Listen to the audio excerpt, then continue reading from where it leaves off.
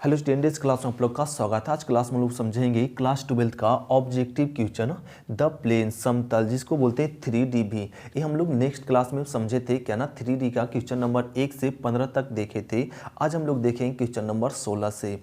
और ये 3D से आपका एग्जाम में 4 से 5 ऑब्जेक्टिव आता है और ये 5 ऑब्जेक्टिव हम लोग कंप्लीट कर सकते हैं अगर ये पूरा लेक्चर हम लोग देख ले, फर्स्ट और सेकेंड लेक्चर।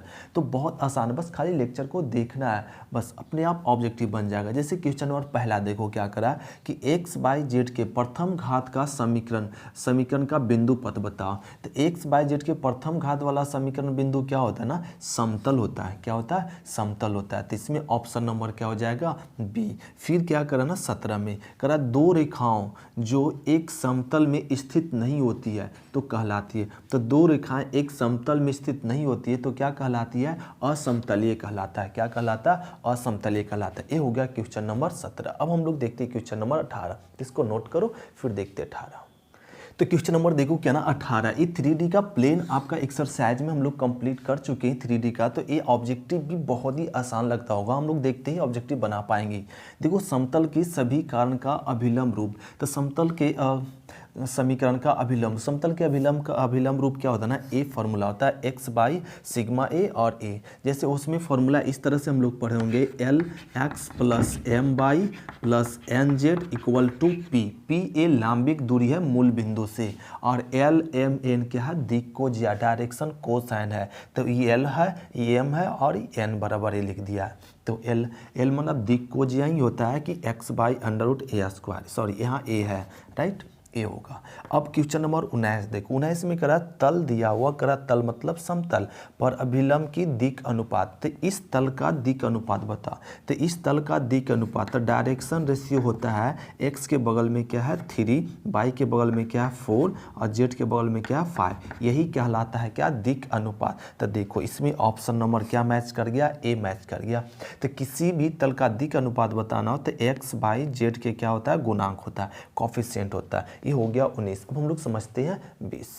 तो क्वेश्चन नंबर 20 देखो। क्वेश्चन नंबर 20 में करा समतल ए दिया हुआ, इस समतल के अभिलंब की दिक को जाए। तो यह समतल के अभिलंब के दिक को जाए क्या होता है ना कि इसका दिक को जाए ए बटा अंडर रूट ए square plus B square plus C square होता है। फिर अगला इसका बी का दिक को जाए तो ए आ जाएगा, यही सेम टू सेम लिखाएगा और सी बाई अंडर रूट यही लिखाता है। तो हो गया। तो इसमें देखो ऑप्शन नंबर क्या मैच कर गया? ए। तो किसी भी समतल का दिक को जाए क्या होता है? A by under root A square plus B square plus C square, फिर बी बाई वही, फिर सी बाई वही। तो इसमें ऑप्शन नंबर ए मैच कर गया। अब देखो 21 में करा समतल ए दिया, करा ये समतल के अभिलंब की दिक को जाए बता लो। अभी यहाँ पे क्या ना फॉर्मूला डायरेक्ट पूछ दिया और यहाँ पे करा समतल के दिक अनुपात बता, इसका बता। तो दिक अनुपात क्या हो जाएगा? 2 बाई अंडर रूट, तो इसका स्क्वायर 4, फिर इसका स्क्वायर 9 और इसका स्क्वायर 36। फिर इसी प्रकार से 3 बाई अंडर रूट -3 बाई इसका, इसी को तो करेंगे, इसको ऐड कर लेंगे तो क्या आ जाएगा? 49। फिर -6 बाई अंडर रूट, 49 का रूट क्या? 7। तो सब 2 बाई 7 -3 बाई 7 और -6 बाई 7 आएगा। तो इसमें ऑप्शन नंबर क्या हो जाएगा? ए। इस तरीके से हम लोग क्या निकालते हैं? अभिलंब का दिक को जाए, और अभी अभिलंब का दिक को जाए का एक फॉर्मूला है। तो ये हो गया क्वेश्चन नंबर 21। अब हम लोग समझते हैं क्वेश्चन नंबर 22। इसको नोट करो, फिर देखते 22। तो क्वेश्चन नंबर 22 देखो। 22 में करा कि एक्स अक्ष की दिक को जाए का योग बताओ। तो एक्स अक्ष की दिक को जाए का होता है, एक्स अक्ष का दिक को जाए क्या होता है? 1 0 0 1 ए होता है। अब इसको सम करेंगे तो क्या आएगा ना? 1 आएगा। ऑप्शन नंबर हो जाएगा ए।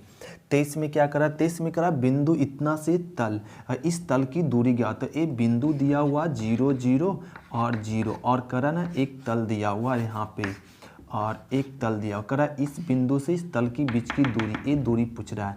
तो ये दूरी फाइंड करने के लिए क्या करते हैं ना, ये बिंदु, ये फॉर्मूला होता है A X B Y plus C Z plus में डी और बाई में अंडर रूट ए square plus B square C square. ये फॉर्मूला होता है दूरी सूत्र का, बिंदु से प्लेन के बीच की दूरी का, जो हम लोग पढ़ चुके हैं।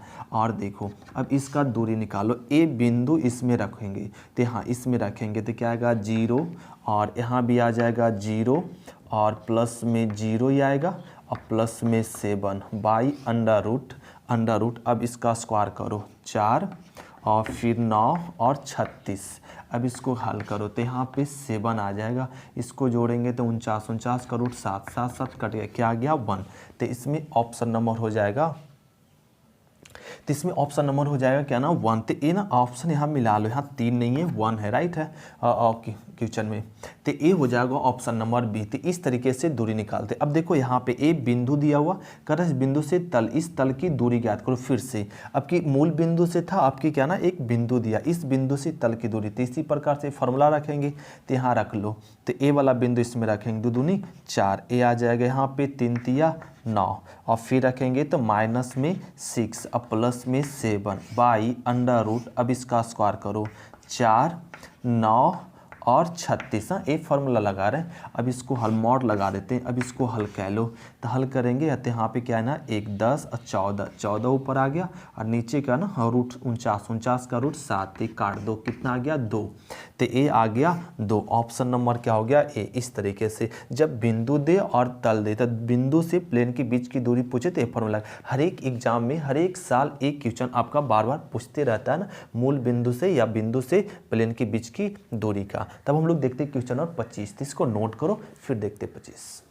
तो क्वेश्चन नंबर हम लोग देखेंगे क्या ना 25 में क्या रहा कि दो समतलों इतना और इतना के बीच की दूरी। अभी क्या ना बिंदु और प्लेन के बीच की, अब कह रहा दो समतलों के बीच की। जब दो समांतर तल हो तो उसके बीच का दूरी फॉर्मूला होता है C1 - C2 by under root A square B square plus C square. ये फार्मूला होता है जब दो समतल रेखाओं के, दो समतल के बीच की दूरी पूछता है।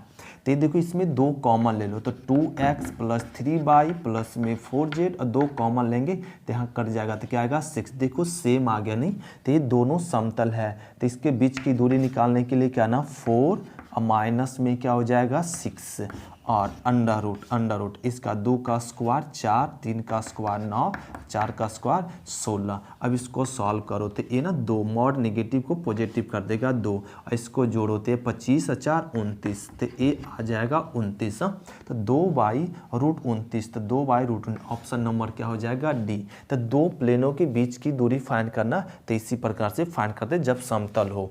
अब यहाँ पे देखो कह रहा है तो तल इतना और इतना परस्पर लंब है, तो दो तल परस्पर लंब कब होगा, तो दोनों तल का परस्पर लंब तब होगा इसका दिक् अनुपात निकालो, इसका डायरेक्शन रेशियो निकालो। डायरेक्शन क्या है A1 B1 और C1 है। अब इस तल का डायरेक्शन रेशियो निकाल लो, क्या निकालो डायरेक्शन रेशियो होगा A2 B2 और C2 इसका भी डायरेक्शन रेशियो निकालिए। अभी दोनों परस्पर लंब होगा, दोनों परस्पर लंब के लिए कंडीशन होता है A1 A2 B1 B2 और C1 C2 इक्वल टू क्या आ जाए 0, तब कहेंगे परस्पर लंब। तो इसमें ऑप्शन नंबर क्या हो जाएगा सी। अगर इसी दोनों प्लेन को कहता समांतर, तो समांतर में कंडीशन होता है A1/A2 B1/B2 और C1/C2। अगर बराबर आता तो कहते समांतर है, और यहाँ पे तो बोला परस्पर लंब, तो लंब बोला तो लंब के लिए एक कंडीशन, समांतर के लिए एक कंडीशन। तो ये हो गया क्वेश्चन नंबर 26। अब हम लोग देखते हैं क्वेश्चन नंबर 27। इसको नोट करो, फिर 27 देखते हैं। तो क्वेश्चन नंबर 27 में करा कि समतल इतना और इतना है, बताओ इसमें क्या होगा, परस्पर लंब है, समांतर है, या बाह्य को काटती है, या बिंदु इससे गुजरती है। सो बताओ। तो समांतर के लिए कंडीशन क्या होता है ना कि A1/A2 होता है, B1/B2 और C1/C2, ये समांतर के कंडीशन होता है। तो देखो इसमें क्या ना 2/5 ए ले लो, यहाँ पे क्या ना और -1 यहाँ पे माइनस में 2.5 है। फिर C1 माइनस में 4 है, और C2 क्या है और प्लस में 10 है। ये माइनस में ही 10 यहाँ पे होगा, माइनस में ही 10, तो ये माइनस में 10 है, ये ले लिए। अब देखो इसको हल करो, तो इसको हल करेंगे ना तो क्या आएगा 1/2.5, ये तो 1/2.5 है ही है। इसको भी हल करेंगे तो क्या आएगा 1/2.5, सब क्या इक्वल आया। तो कह सकते हैं ये दोनों समतल क्या है समांतर है। ये हो गया समांतर वाला कंडीशन अप्लाई किया। आपको यहाँ पे दिख नहीं रहा था, हम लोग को क्या ना यहाँ से कॉमन लेते तो ये ना 21 के इक्वल आ जाता, तो हम लोग आपको कंडीशन से समझाएं। अब देखो क्या ना 28 में क्या करा कि यदि दो समतल इतना एवं इतना है आपस में लंब है, तो लैम्डा का मान ज्ञात करो। ये दोनों प्लेन लंब है, तब लैम्डा का मान, तो लंब रहता है तो कंडीशन क्या होता है A1A2 B1B2 plus C1C2 equal to 0 होता है, तब कहेंगे दोनों प्लेन क्या है परस्पर लंब है। ऑलरेडी ये लंब है तो लैम्डा का वैल्यू फाइंड करना, तो ये वैल्यू पुट कर दो, क्या हो जाएगा 2 और यहाँ क्या है 1a प्लस b1 क्या है माइनस में 4 और b2 क्या है तो आपका 2 है a लिख दिए और प्लस C1 क्या है 3 और यहाँ C2 क्या है लैम्डा बराबर में 0। अब हल कह लो 2 4 दूनी 8 और प्लस में 3 लैम्डा और बराबर 0। तो यहाँ -6 और प्लस में 3 लैम्डा बराबर 0। तो यहाँ पे ना 3 लैम्डा इक्वल टू क्या हो जाएगा 6। कट करो तो आ जाएगा 2। तो लैम्डा का वैल्यू क्या आ गया ना 2 आ गया। तो ये हो गया आंसर। तो इस तरीके से हम लोग क्या ना फाइंड करते हैं किसका लैम्डा का वैल्यू। तो जब दो प्लेन परस्पर लंब हो तो अब देखते हैं क्वेश्चन नंबर 29। इसको नोट करो फिर देखते हैं 29। तो क्वेश्चन नंबर 29 देखो 29 में कह रहा है कि दो बिंदुओं के बीच की दूरी ज्ञात करो। ये आपका ऑब्जेक्टिव में ना कई बार पूछेगा, हर साल एक दो बिंदु के बीच की दूरी पूछता है। तो दो बिंदुओं के बीच की दूरी का ना फॉर्मूला सभी जानते हैं, x1 - x2 की whole square plus y2 - y1 की whole square plus z2 - z1 की क्या होता है होल स्क्वायर। ये फॉर्मूला होता है बीच की दूरी का। तो यहाँ से हल कह लो। तो यहाँ पे ना क्या करें इसको, तो इसको घटाएंगे तो 3 आएगा 9 हो जाएगा। फिर यहाँ पे घटाएंगे तो 4 चक 16 और 1 घटाएंगे तो आ जाएगा यहाँ पे 12 बराबर है 44 से ए आ गया। तो इसको जोड़ो तो 169। तो इसको क्या आ गया ना 13 आ गया। तो इसमें ऑप्शन नंबर क्या हो जाएगा बी हो जाएगा। तो हम लोग दूरी का सूत्र लगा के निकाल लिए। तो दो बिंदु के बीच की दूरी। अब यहाँ पे करा मूल बिंदु से इस बिंदु की दूरी ज्ञात करो। तो मूल बिंदु से दूरी का फिर यही फॉर्मूला लगाएंगे। तो इसमें लगाएंगे तो 0 माइनस मूल बिंदु मतलब 0 0 0 होगा। अब 0 माइनस इतना 9 का स्क्वायर 3 का स्क्वायर 9 16 आ जाएगा और यहाँ पे 0 - 5 क्या आएगा 5 25 स्क्वायर। तो इसको जोड़ लो तो 25 क्या आ जाएगा 50 का रूट 5√2 ये आ जाएगा। तो इसमें ऑप्शन नंबर देखो क्या हो जाएगा बी। इस तरीके से क्वेश्चन नंबर 29 और 30 कंप्लीट करते हैं। अब देखो क्वेश्चन नंबर 31। इसको नोट करो फिर देखते क्वेश्चन नंबर 31। क्वेश्चन नंबर 31 देखो कर रहा है समतल के समांतर और इस रेखा के क्या ना ये मतलब ये तल के समांतर रेखा ये दिया हुआ। तो इसमें ऑप्शन क्या होगा। तो जब प्लेन और समतल दोनों समांतर कब होता है जब इसके कंडीशन क्या हो जाए A1 A2 plus B1 B2 plus C1 C2 equal to 0 आए, तब यह प्लेन के समांतर क्या होना ये रेखा होगा। परस्पर लंब वाला कंडीशन लगेगा जब प्लेन और रेखा रहेगा तब। तो इसका क्या ना दिया हुआ A और इसका A1 क्या दिया हुआ 3 प्लस B1 क्या है B है। तो रेखा का B2 क्या है 4 प्लस C1 आपका C है और C2 क्या है 6 है ये आ गया। तो अब यहाँ पे 4B लिख दो और 6C बराबर में 0। देखो इसमें ऑप्शन नंबर कौन सा मैच कर गया 3A 4B प्लस और 6C A option number C. 32 में क्या करा है कि तलों इतना तथा इतना के बीच का कोण ज्ञात कर लो। तो दो तलों के बीच का कोण, तो इसमें बताओ दो तलों के बीच का कोण क्या हो, फार्मूला क्या होता है। अब याद रखो तो फार्मूला होता है cos थीटा बराबर A1 A2 B1 B2 C1 C2 by under root A1 square B1 square और C1 स्क्वायर ए फिर under root A2 square B2 square plus में C2 स्क्वायर ये फार्मूला होता है। राइट है। तो दो प्लेनों के बीच की दूरी का तो फार्मूला लगा दो। तो cos थीटा बराबर क्या ना इसका दिक् अनुपात इसका 6 और फिर 1 गुना -6 तो -6 फिर 2 गुना -2 तो 2 दूना 4 ये आ गया।